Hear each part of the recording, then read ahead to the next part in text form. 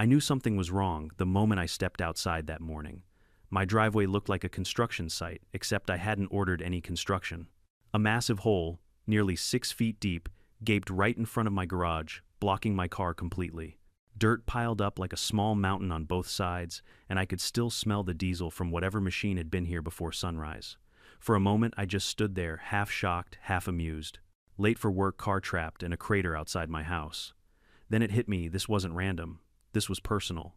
I'm Detective Jake Miller, 20 years with the local police department, and I've had an ongoing feud with my lovely HOA president, Karen Whitmore, the kind of woman who thinks she owns every inch of this neighborhood.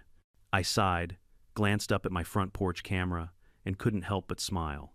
She might have dug the hole, but she didn't realize she'd just committed a crime on a cop's property. All of it caught in perfect 4 kelvins. Before we dive into the story, tell me where you're watching from and what time it is right now, and don't forget to subscribe for more insane HOA stories like this one. If you've never lived in a neighborhood run by an HOA, let me paint you a picture. Imagine the suburbs, perfectly trimmed lawns, identical mailboxes, pastel houses, lined up like soldiers, and a rule book thicker than the Bible.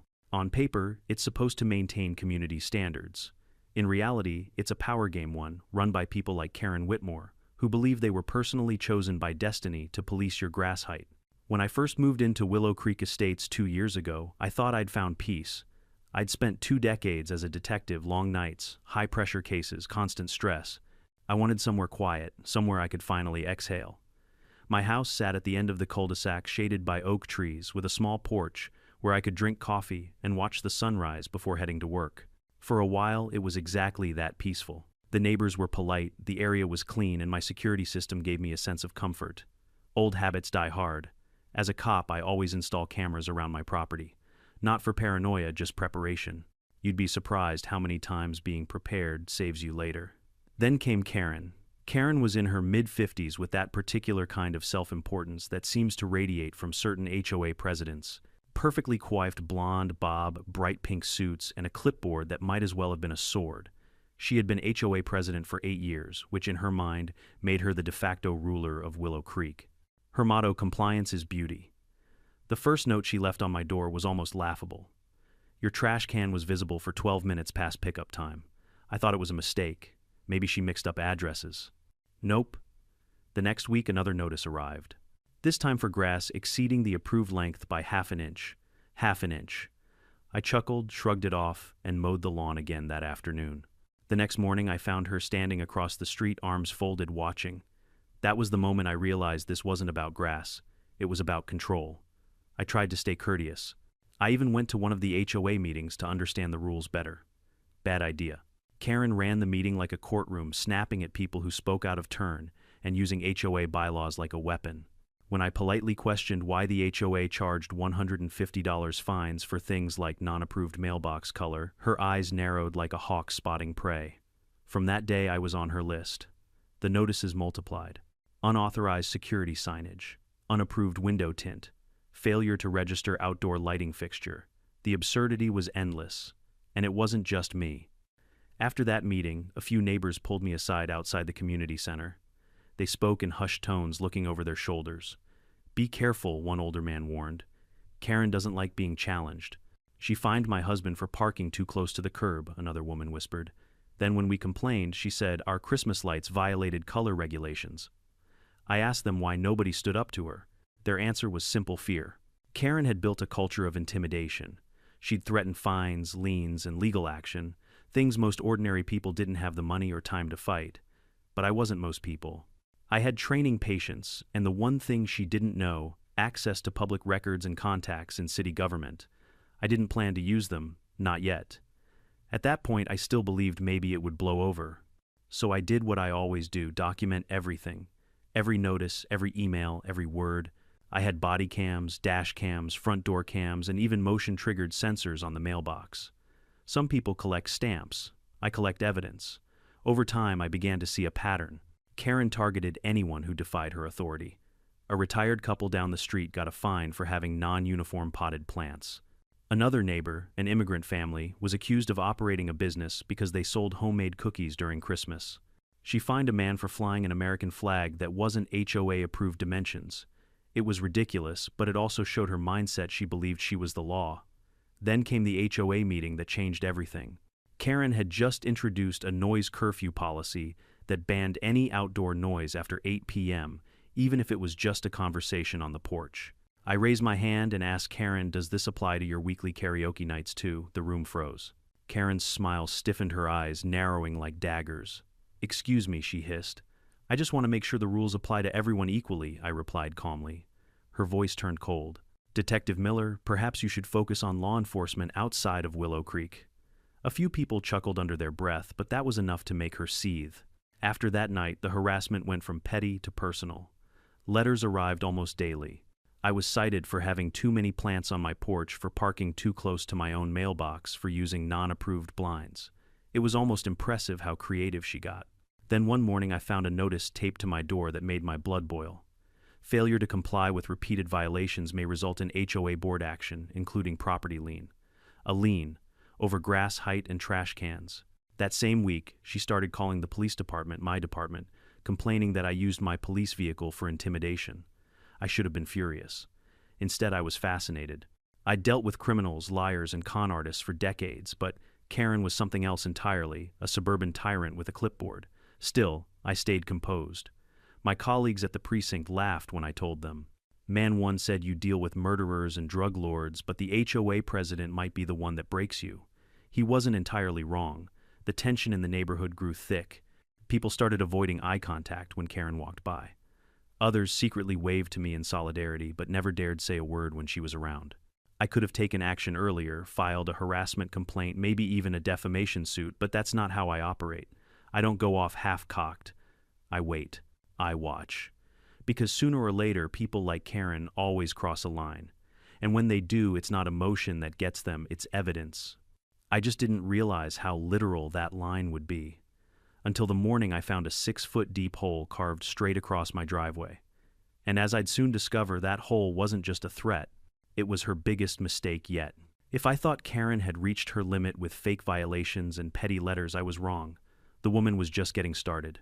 It was as if she'd declared a one-woman war against me, and she had a clipboard for ammunition. Every morning felt like a new episode of What Did Karen Find Today? One day it was a notice about my mailbox being non-compliant with HOA aesthetic guidelines. The next, a demand to replace my driveway gravel with approved neutral tone. She even sent a letter claiming my American flag was too large and visually aggressive. I didn't know flags could be aggressive, but according to Karen, everything about me was a threat to her kingdom. The fines started piling up, hundreds, then thousands. Failure to correct violations within 48 hours became her favorite phrase. She once hand-delivered a notice while I was standing on my porch.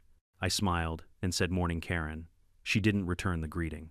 "Detective Miller, your recycling bin is out of alignment with your property boundary," she said, pointing with her pen like she was writing a traffic ticket.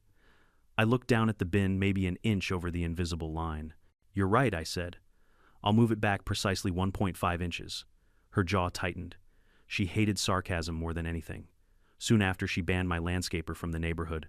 Apparently, external contractors must have prior HOA approval, which was news to everyone, including the HOA's own bylaws. The landscaper, a young guy named Marco, texted me, "Sorry, man. HOA lady said she'll call cops if I touch your yard." I texted back, "Don't worry, I am the cops." Still, I let it slide. I wasn't going to risk escalating things with my badge involved, but I did take note of every ridiculous move she made.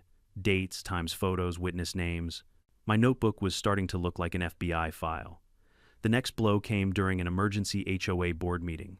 I showed up curious to see what drama she'd conjured this time. The room was full, neighbors whispering, trying to avoid eye contact with me or Karen.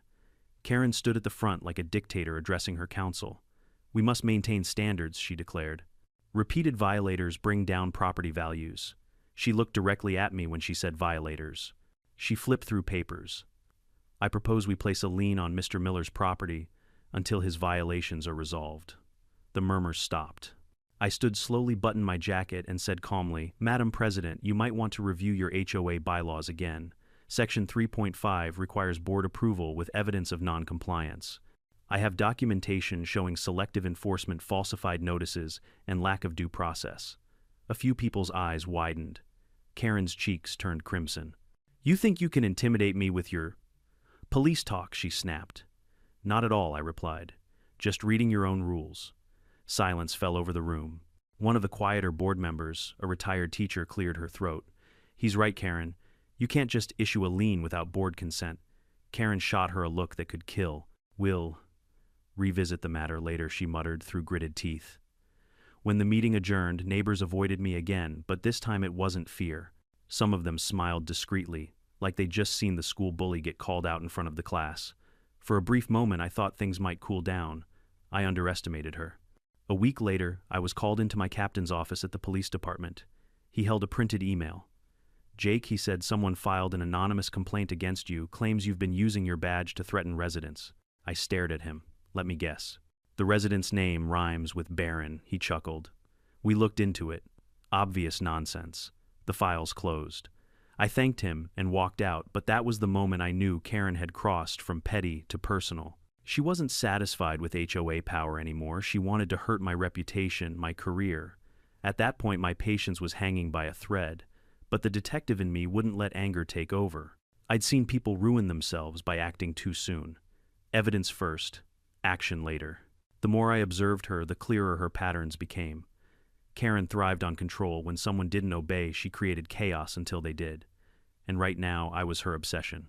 One Saturday afternoon, I caught her standing across the street again, clipboard in hand, pretending to check something on her phone. My doorbell camera caught it perfectly, her zooming in on my porch, snapping photos of my address plate.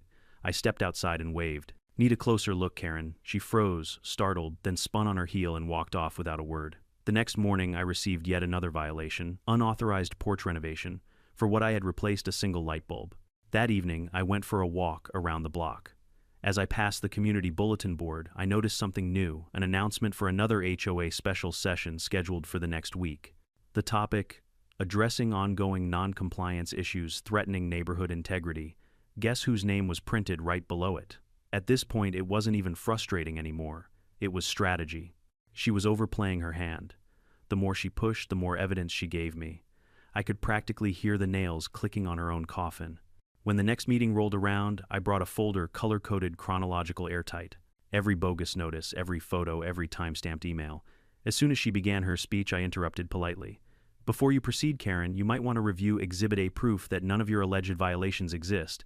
She blinked, caught off guard. Exhibit B. I continued, placing another document on the table, shows that you've sent me 13 notices in 60 days, while the average homeowner receives less than one per year. That's selective enforcement. She tried to recover.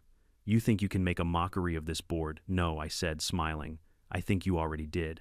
The room erupted in whispers. For the first time, Karen didn't have a comeback. She just stood there, silent face red as a stop sign. When the meeting ended, she stormed out without saying a word. A few neighbors approached me afterward, quietly shaking my hand. One whispered, "About time," someone stood up to her. But deep down, I knew Karen wasn't the kind to surrender. When control-obsessed people lose power, they don't reflect, they retaliate. The following week was eerily calm. No notices, no emails, no late-night surveillance from across the street. Just silence. I almost believed she'd given up. Until that Monday morning. I woke to the sound of heavy machinery outside my window. The ground trembled. A low rumble echoed through the neighborhood. I opened the blinds and froze. An excavator, right in front of my house. Workers in neon vests digging furiously into my driveway. I ran outside in disbelief. "Hey, what the hell is going on here?" The foreman looked up. "We're with Willow Creek Maintenance, sir. HOA ordered an emergency utility repair." President Whitmore signed off. My blood went cold. "Utility repair?" I asked. "There are no utility lines there. That's my property." He shrugged. "We just follow the work order. Paid in full cash." Behind him, the excavator's claw tore another chunk out of the asphalt. My car was trapped in the garage and dirt was flying everywhere. I took a deep breath, forcing myself to stay calm. Years of police training kicked in. "All right," I said. "You finish your job, I'll finish mine." The foreman nodded, clearly uneasy. He knew something wasn't right. As the engine roared and the digging continued, I turned back toward my house, toward the camera mounted under the eave. Its red light blinked steadily. Karen thought she was making a statement, but what she'd really done was hand me the case of a lifetime. That morning felt unreal, like a bad prank that had gone too far. I stood in my driveway watching an excavator dig deeper and deeper into my property, its metallic arm grinding against asphalt and soil. The sun hadn't even fully risen yet. My peaceful suburban street looked like a construction zone. The noise echoed between the identical beige houses, and curtains started twitching as sleepy neighbors peeked out to see what the commotion was. The foreman, a weary-looking man in his 40s, walked over holding a clipboard. "You, Detective Miller?" he asked. "Yeah," I said, still trying to process the sight. "What exactly are you doing here?" He glanced down at his paperwork. "Says here we're performing an emergency utility repair, ordered by the Willow Creek Estates HOA president, authorized by, a Karen Whitmore." I almost laughed. Of course. I took the clipboard from him and scanned the document. It had the HOA's letterhead and an official-looking signature, but one glance told me it was a fake. I've seen forged documents 100 times before, same tells every time.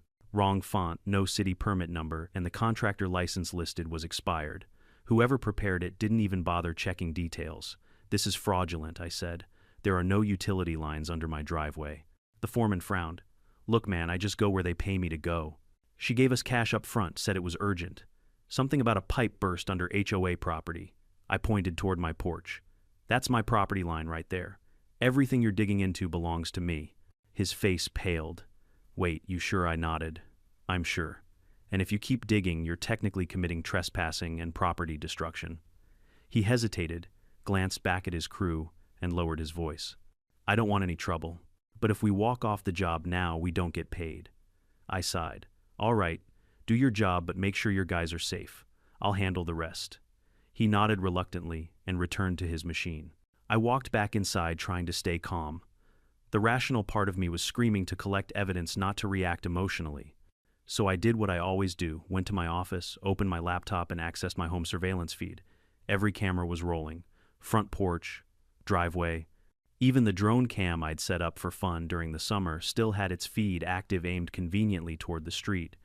I scrubbed through the footage from the weekend. Friday night, nothing unusual. Saturday, normal. But then Sunday afternoon, there she was. Karen, wearing her trademark pink suit and oversized sunglasses, standing on the sidewalk with a man in a neon safety vest. She was pointing toward my driveway, gesturing with both hands like she was marking territory. The man nodded, took notes, then she handed him an envelope. I zoomed in. Cash. "Got you," I muttered under my breath. Every interaction was time-stamped, crystal clear audio included. My camera's directional mic had picked up faint snippets. "Just make sure it looks official," Karen's voice said. And the man's reply, "You got it, ma'am." I leaned back in my chair, exhaling slowly. This wasn't HOA enforcement anymore. This was fraud. Property damage. Maybe even criminal mischief. But I wasn't ready to call it in just yet. Not until I had every single piece tied neatly together. Still, I needed to get to work, and my car was trapped behind a literal canyon, so I called an Uber. The driver, a young guy with earbuds in, gave me a weird look as he pulled up. "Dude," he said, glancing at the crater, "you hosting a mining operation or something?" "Something like that," I said dryly. By the time I arrived at the station, I'd already sent copies of the footage to a secure cloud backup. Years on the force had taught me always back up evidence twice in case someone decides to accidentally delete it. At work, I pulled aside a colleague from the City Code Enforcement Department, Mark Thompson, a no-nonsense guy who hated bureaucracy even more than I did. "Mark," I said, handing him a printed still image from the footage, "tell me if this looks legit to you." He adjusted his glasses. "Emergency utility repair," he frowned. "There's no record of this permit. Not from Public Works, not from us. What if someone forged it?" I asked. He looked up at me sharply. "Then that's a felony, Jake." I nodded. "I know." He tapped his pen against the photo, and if she hired a contractor under false pretenses, she could be on the hook for fraud and property destruction. "You sure it's your land?" I opened my folder and showed him a copy of my property deed and boundary map, right up to the edge of the sidewalk. "No easement for utilities." He let out a low whistle. "Then, yeah, she's screwed." When I returned home that evening, the scene looked even worse. The hole had grown to nearly 12 feet wide, 8 feet deep, and filled with muddy water from a broken sprinkler line. My driveway looked like a crater on the moon, and standing nearby, pretending to check on things, was Karen herself. She turned as I pulled up, her tone syrupy sweet. "Oh, Detective Miller, what a mess. We were just trying to help." I folded my arms. "Help? By destroying my driveway." She put on her fake, innocent face. "It's community maintenance, dear. You should thank the HOA." That old pavement was practically collapsing. I stared at her deadpan. Karen, this is private property. You had no right. Her expression hardened just slightly, the mask slipping. Well, if you're so sure, maybe you should read your HOA contract again. You might be surprised what counts as common property. Oh, I've read it, I said. Probably better than you. She tilted her head, smiling that smug, condescending grin. We'll see. And then she walked away, high heels, clicking against the pavement like she hadn't just committed a crime in broad daylight. I wanted to laugh. She genuinely believed she was untouchable. That night, I reviewed the footage again, this time cross-referencing every frame. Camera 1 had her conversation with the contractor. Camera 2 caught the crew unloading equipment at 5:47 a.m., before legal working hours. Camera 3 showed Karen peeking out from behind her curtains as the digging began. She'd even come out later to inspect the hole, hands on hips, nodding approvingly. The arrogance was staggering. I spent the next few hours compiling everything into a report. Photos, permit copy, property deed, screenshots, video timestamps, voice transcriptions. When I was done, I stared at the growing file on my desktop titled Operation HOA Hole. For the first time in weeks, I smiled. This wasn't just about me anymore. This was about stopping a bully who had been terrorizing everyone on this street for years. Before going to bed, I stepped out onto my porch. The night air was cool, and the sound of distant crickets filled the silence. Across the street, I could see Karen's living room light still on her silhouette, pacing back and forth behind the blinds. She thought she was safe. But she had no idea she'd just turned a veteran detective into her worst nightmare. Tomorrow, I wasn't just going to fill that hole. I was going to bury her case in it. By the next morning, the hole outside my house had become something of a neighborhood attraction. People slowed their cars as they passed, rubbernecking to see what kind of lunatic had dug a canyon in the middle of a suburban driveway. Some even took photos, probably assuming it was one of those viral HOA gone wild stories. I didn't mind. Let them talk. The more eyes on this mess, the better. When I stepped outside, coffee in hand, Karen appeared like clockwork, wearing her usual pink power suit, a tablet tucked under her arm.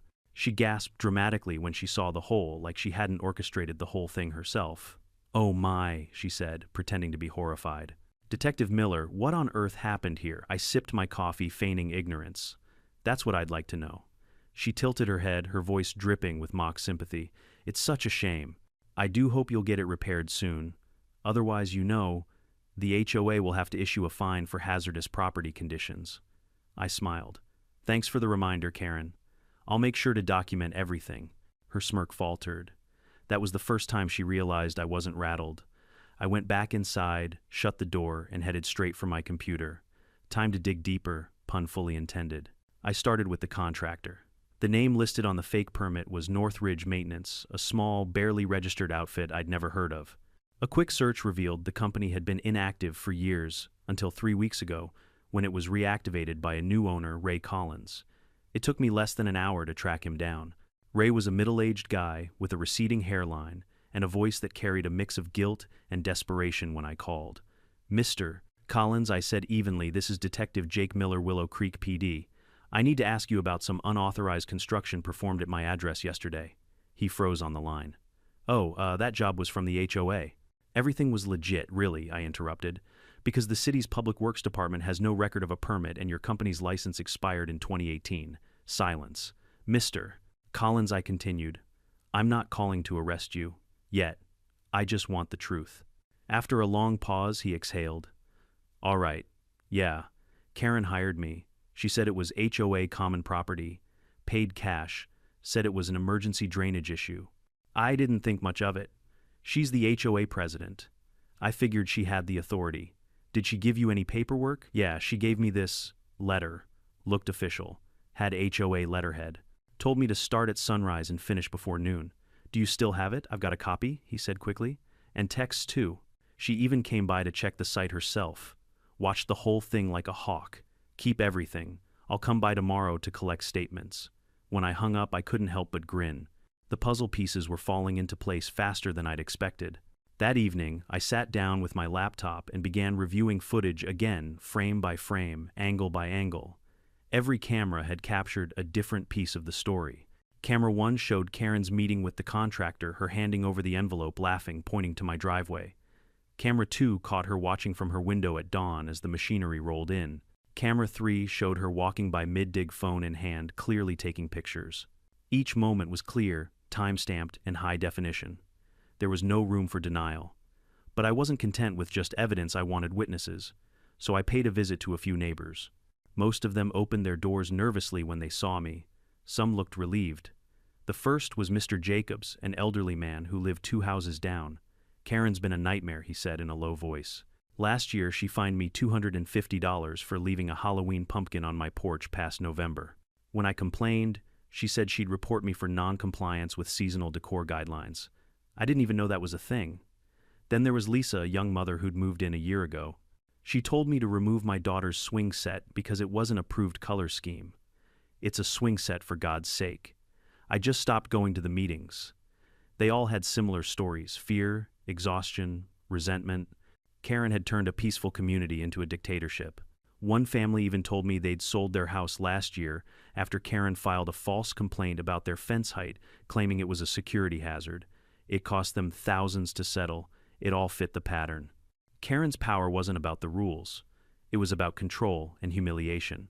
She wanted to remind everyone she was untouchable. But that illusion was about to crack.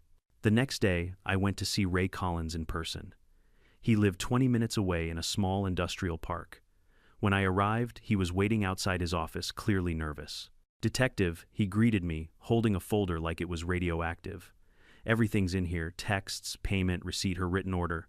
I took it and flipped through. The handwriting on the order matched Karen's signature on the HOA notices she'd sent me dozens of times.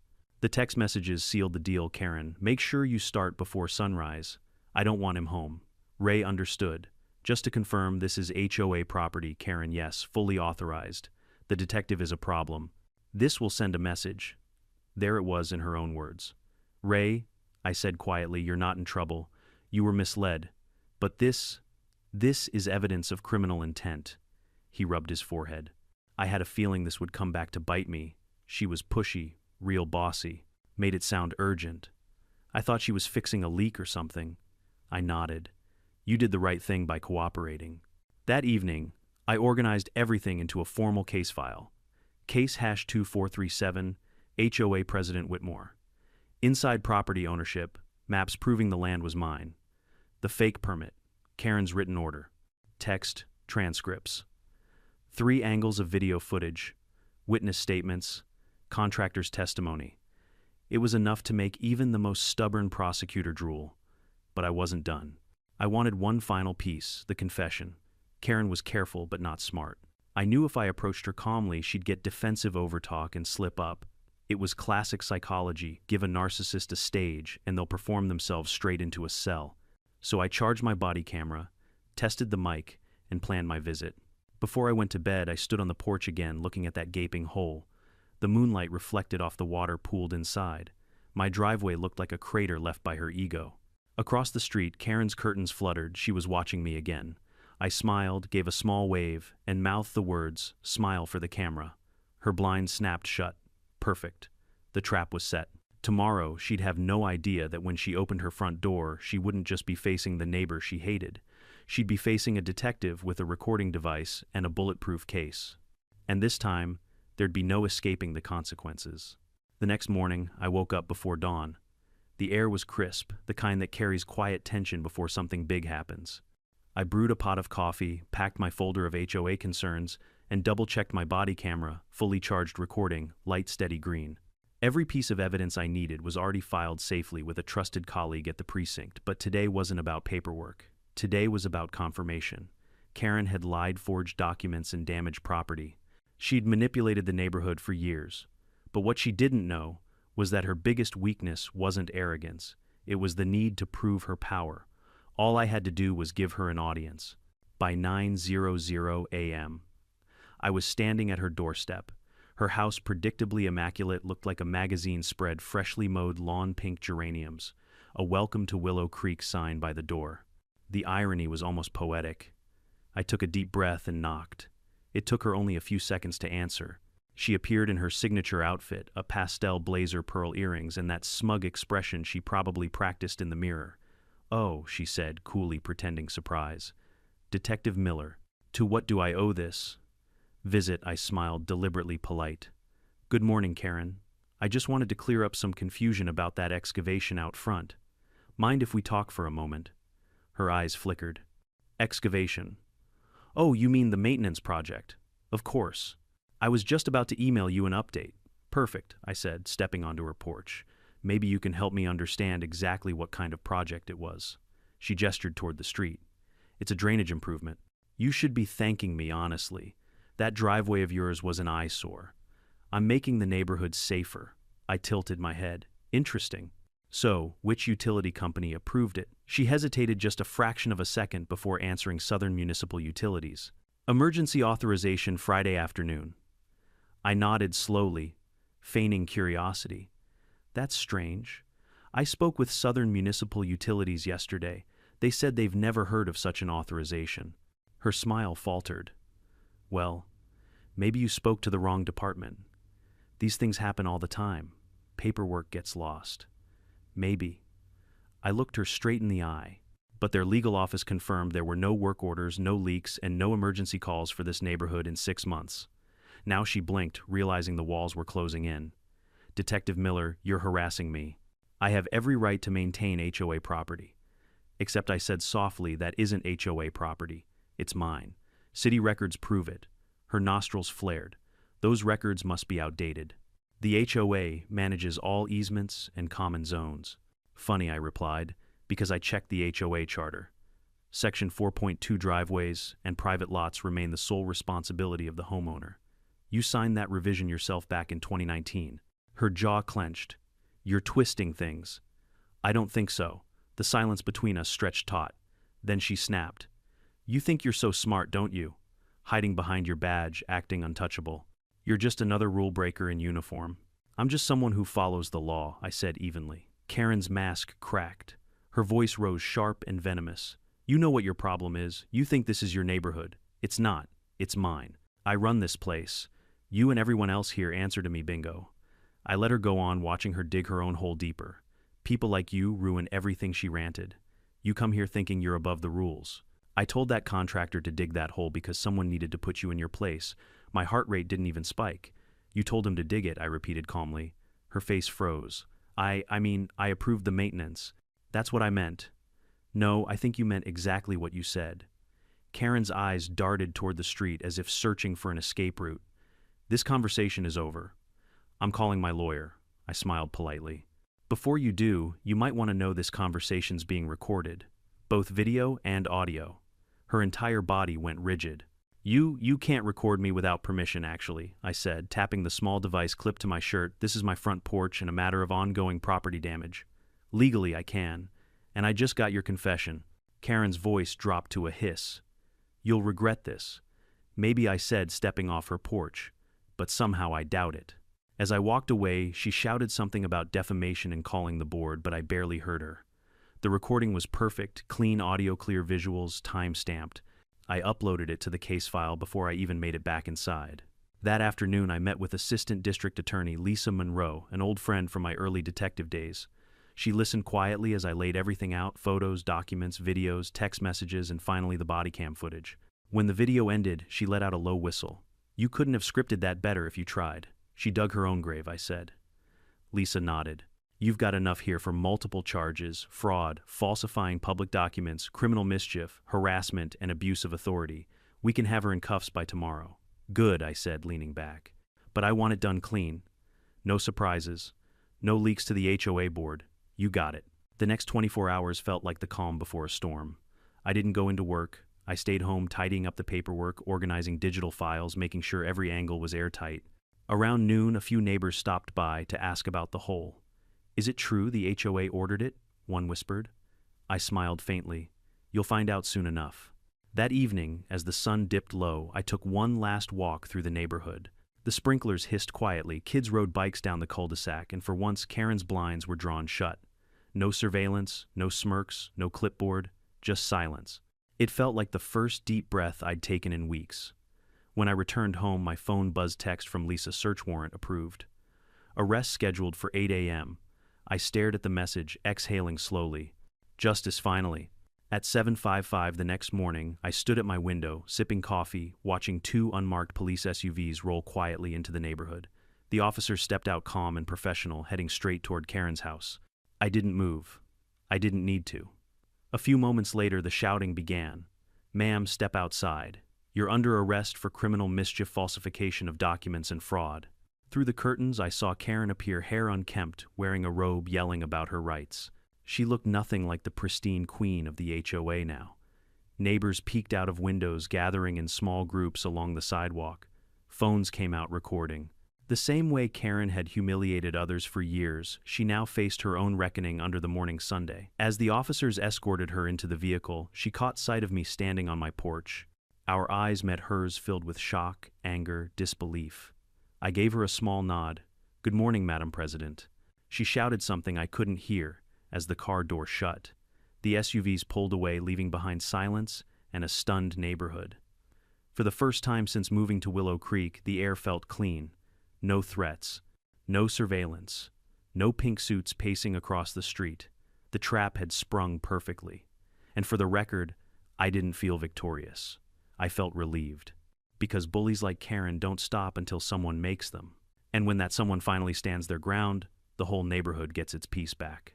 When I joined the force 20 years ago, I thought I'd seen every kind of justice there was, the swift, the delayed, and the poetic. But watching Karen Whitmore, the self-proclaimed queen of Willow Creek Estates, being led out of her home in handcuffs was something else entirely.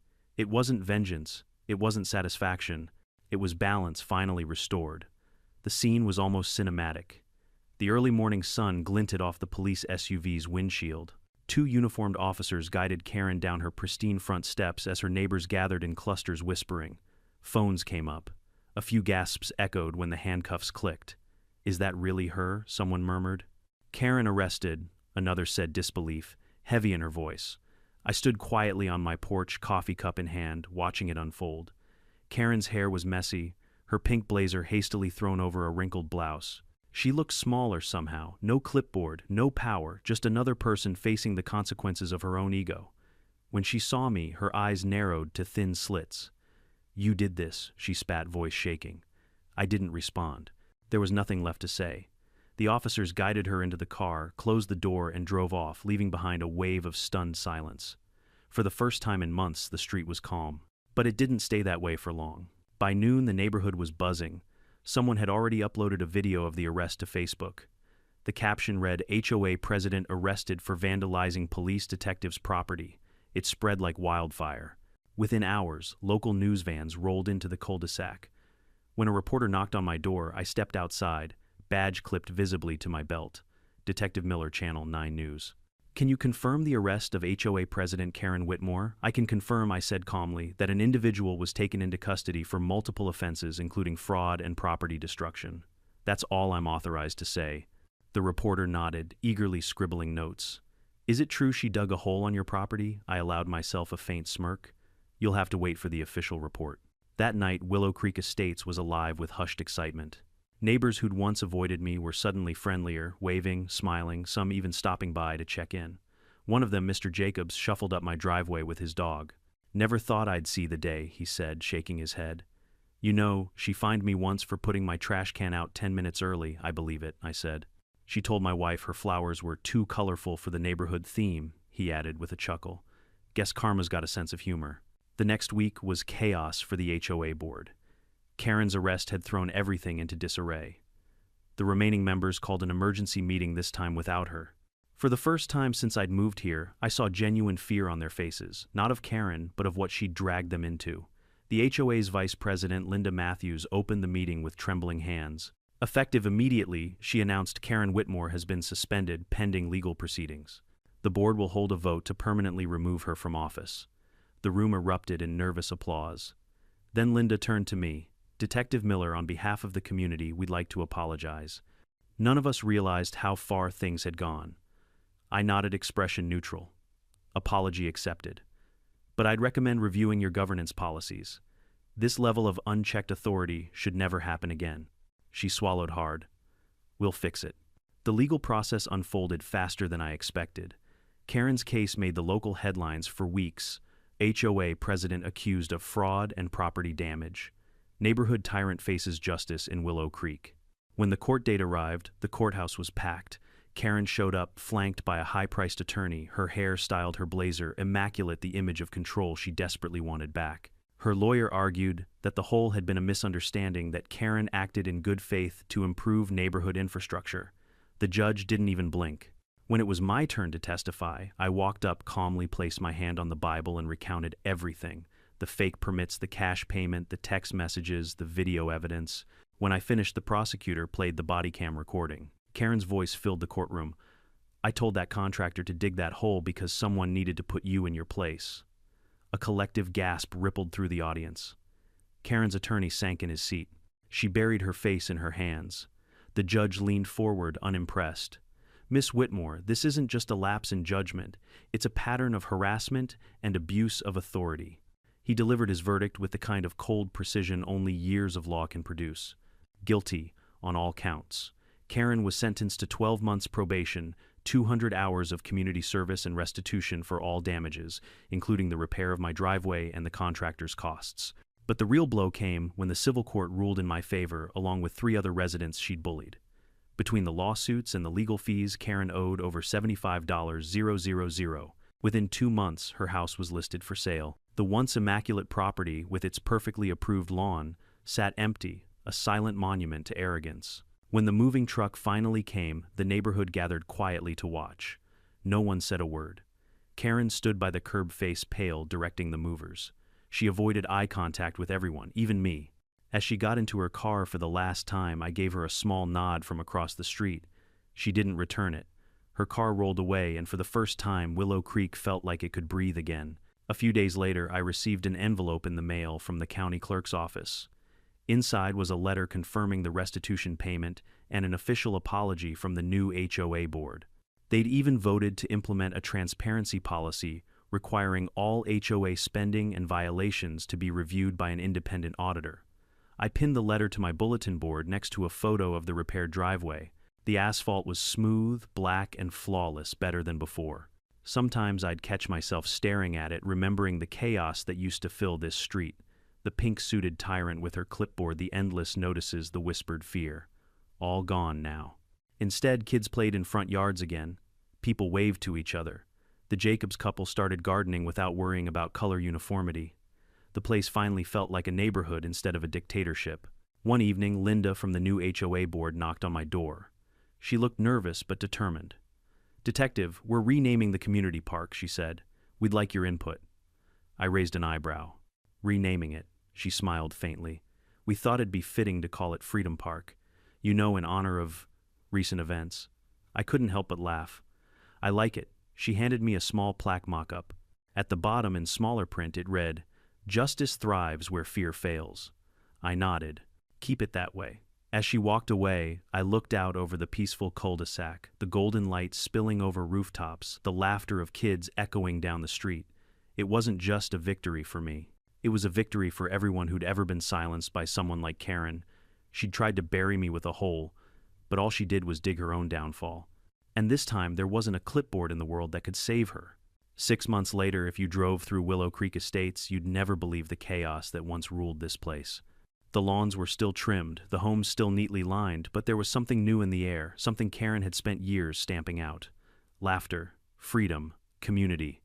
I woke up early that morning, sunlight spilling through the blinds, and stepped outside with my coffee. The birds were loud, the street was calm, and for once there was no pink-suited tyrant pacing across the road taking notes on people's hedges. Just peace. The hole that had once been a symbol of her power trip was now a smooth, freshly paved driveway, better than new. I'd had it resurfaced by a contractor I actually trusted, and we even landscaped the sides with rose bushes. Every time I looked at it, it reminded me that justice, though slow, was worth waiting for. The HOA board had changed completely. Gone were the fear-driven cronies who nodded at every one of Karen's insane demands. The new president, Linda Matthews, was a practical woman, polite, transparent, and most importantly, sane. The new bylaws were open to all residents. Fines had to be approved by a full vote. And best of all, the HOA newsletter now opened with the words, "Serving, not controlling our community." I'd kept my distance from the meetings, but Linda often dropped by to give updates. We finally repealed the color code restriction, she told me one afternoon. People can actually paint their doors something other than beige now. I laughed. "What a radical idea," she smiled. You'd be surprised how happy it's made people. The neighborhood truly had transformed. Kids played soccer on the lawns again. Neighbors shared tools, hosted barbecues, and swapped gardening tips without worrying about getting fined. Even the old man across the street who used to avoid eye contact now waved cheerfully every morning. It was strange, the absence of tension felt almost loud. For so long, Karen's shadow had hung over this place. Now that it was gone, people seemed to be rediscovering what it meant to live like neighbors, not subjects. One evening, I was walking my dog when I noticed a for sale sign had gone up in front of Karen's old house. It had sat empty for months, the lawn's slowly overgrown paint peeling from the shutters. There was something poetic about it, her once perfect home becoming the very thing she'd punished others for. A week later, a moving truck arrived. A young family stepped out, a couple in their 30s with 2 little kids and a Labrador puppy. They waved as I walked by. "Hi there," the husband called out. "We're the Parkers. Just moved in from Denver. Welcome to Willow Creek," I said, smiling. "You picked a great neighborhood. It's a lot friendlier these days." The wife laughed. "Oh, good. We heard some interesting stories about the previous HOA president." I grinned. "Let's just say she took her job a little too seriously." They laughed, and the husband asked any advice for newcomers. "Yeah," I said, glancing at the freshly repaired driveway across the street. "If anyone ever tells you they're in charge of your property, tell them to check the law." They chuckled, not realizing how literal that advice once was. A few days later, I got a call from ADA, Lisa Monroe, the prosecutor who'd handled Karen's case. "Hey, detective," she said. "Thought you'd like an update. Please tell me it's good news." "Oh, it's better than good," she replied. "Remember how one of your neighbors mentioned Karen might have been embezzling HOA funds?" I nodded. "The rumor from the HOA accountant turns out it's true. The audit you requested uncovered over $40 0 missing funds siphoned through maintenance reimbursements that never existed. We reopened the investigation. The judge added restitution to her sentence." I let out a low whistle. "She really dug deep, didn't she?" Lisa chuckled. "Deep enough to bury herself. She's serving time in county now, 6 months, minimum probation afterward. Her reputation's shot. That's one hole she won't climb out of." "Nope. Anyway, just thought you deserved to hear it first. You did good, Jake." When the call ended, I leaned back in my chair, staring out the window at the quiet street. It was strange how poetic it all felt. The woman who spent years burying others under threats and fines had finally buried herself under her own arrogance. Weeks passed, and life found its rhythm again. Work at the precinct stayed steady, the usual cases, nothing personal this time. But every once in a while I'd catch myself glancing at the security monitors, the same ones that caught Karen's downfall, and feel a quiet satisfaction. Not pride, just relief. Late one night, I sat on the porch with a beer, watching the sprinklers flicker across the lawns. Across the street, the Parkers' kids had left chalk drawings on the sidewalk, suns, stick figures, and a big, uneven heart. It was such a small thing, but it hit me harder than I expected. For years, this street had been ruled by fear of letters, fines, gossip. Now it was just normal. And that was the victory I didn't know I needed. A few months later, Linda stopped by, again, carrying a clipboard, not the Karen kind, thankfully. "Jake," she said, smiling, "we finished the park renovation project. Thought you might want to see it." We walked a few blocks down to the community park, the one that had once been called Whitmore Garden in Karen's honor. The sign was gone. In its place stood a new one: Freedom Park. Respect grows where control fails. I couldn't help but laugh softly. "You kept the line." Linda nodded. "It felt right. You reminded all of us that rules should protect people, not punish them." I stared at the plaque for a long moment. The air smelled like cut grass and summer. Kids were laughing near the swings, dogs barked, and neighbors chatted on benches. For the first time since moving here, I felt something I hadn't felt in years: belonging. "Looks like you've built a good community," I said finally. Linda smiled. "We all did, including you." That night, I sat at my desk and opened the old folder on my computer labeled HOA Whole Case. I scrolled through the evidence, screenshots, permits, emails, the footage of Karen's angry confession. It was all still there, untouched. I hovered over the delete button for a moment, then closed the folder instead. Maybe someday I'd tell this story again, not out of spite, but as a reminder that calm persistence beats loud arrogance every time. As I got up to head to bed, I glanced out the window one last time. The neighborhood was quiet, peaceful, exactly the way I dreamed it would be when I first bought this house. I took a deep breath, smiled, and whispered to myself. She tried to bury me, but all she did was plant me deeper. If this whole ordeal taught me anything, it's that power doesn't reveal character, it amplifies it. Karen wasn't born a villain. She was just someone who believed control equaled respect. But real respect doesn't come from rules or titles or fear. It comes from fairness, from decency, from knowing when to stop digging before you hit bedrock. When life hands you a Karen, don't fight fire with fire. Document. Stay calm. Let truth and patience do the heavy lifting. Because bullies thrive on chaos, and nothing scares them more than someone who refuses to play their game. These days, when I walk through Willow Creek, I see more than houses. I see freedom, the kind that grows when people finally stand up, speak out, and reclaim their peace. And maybe that's the real lesson. Sometimes the best revenge isn't getting even. It's living so well they have to move away.